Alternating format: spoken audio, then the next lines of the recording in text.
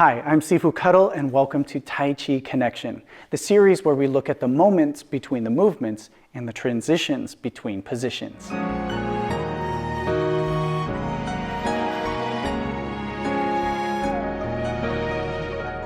In this video, we are going to be looking at a singular technique. This is Parry and Punch Low. And the thing that's going to make this different than our regular parry and punch is going to be that we are punching lower than the typical solar plexus level, and we're going to be striking down towards the belly or even the groin. Also, our parry is going to change its shape. It's not going to be more of a sideways or horizontal parry, but we're going to do a position or a technique more like a brush knee twist step. So really pay close attention to your weight distribution and your timing as we focus on the footwork and then of course the timing of the technique itself. Let's go get to work. All right, let's begin by isolating the footwork. We'll add the hands to it later because everything we're focusing on can be done by just looking at the stances. We'll begin at a third line distance with our hips. This is not going to be in the middle of the form. We're just going to do it from a standing position. And then we're going to advance with our right foot straight forward. Toes are going to be pivoted out. Now, the best way to think of this is a transition stance.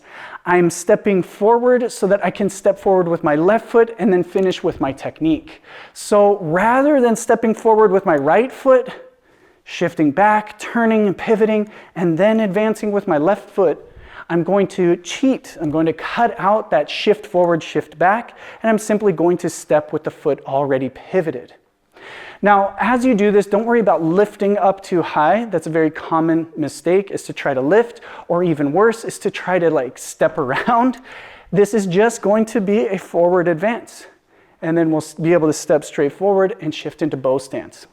Now, as you're doing this, I want you to try shifting forward. Think of like a rolling ball. We're not going to go up, down, as we're moving forward. We want to think of just moving on a straight plane. Shoulders stay the same height, hips stay the same height. So as we step forward, shift that weight forward, nice and smooth, okay? Now, timing of the stance is going to be important as well. So let's isolate just that bow stance.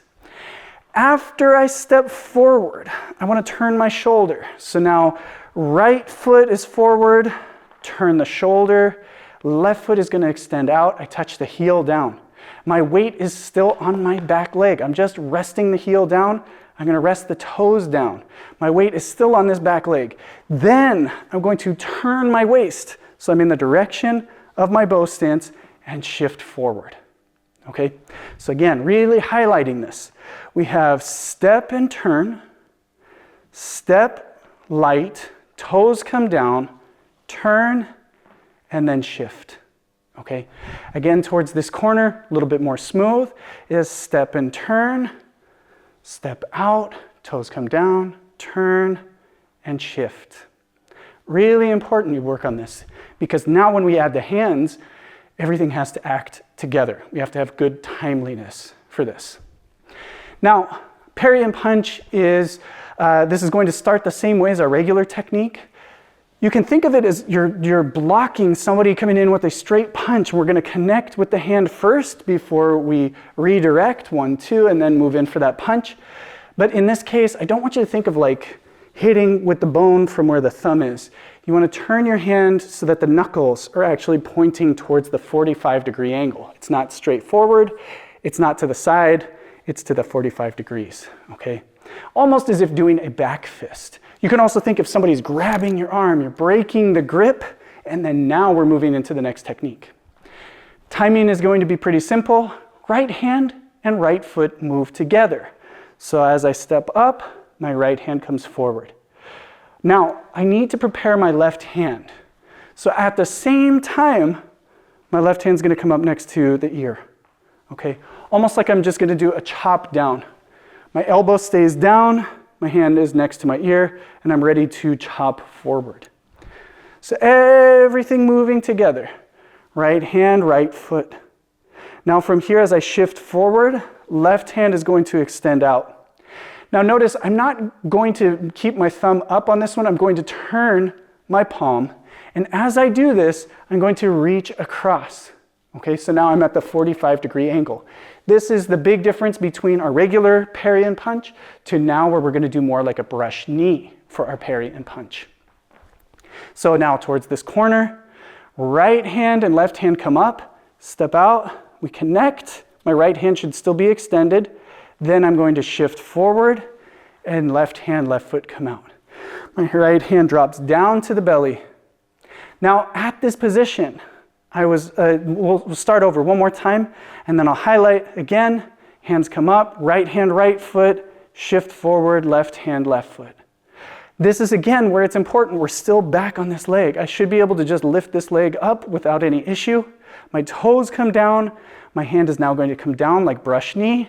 This is that turn, I compress with the waist, and then now I can shift forward and punch. So really key here. My hand is going to end up just over the leg, just like our brush knee position, and our other hand is going to be punching downward. You don't have to punch down to your own knee. You think a little bit more forward, you want a little bit more reach, okay? So just a nice straight downward angle here.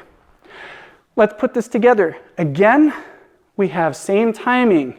Right hand, right foot, left hand, left foot, down, turn, shift, and punch, okay? One more time, towards this corner, our correct timing, hand and foot together, weight distribution, light on that foot, turn, and then shift. And then we have a very nice parry and punch down. All right, so there you have it. Now, really the transition here is the preliminary steps into the technique itself, although there are some similarities in our emphasis and our ideas that we're trying to pay attention to in the technique. And that is making sure that we had proper weight distribution and the timing of our shifting and our turning. So really take the time to work on this. These movements in between is what makes the difference between beginner level Tai Chi and being able to just memorize and do a form and actually moving into the more steps towards internal mastery of the form and becoming more advanced level. I hope you enjoyed this video, and I'll see you in the next.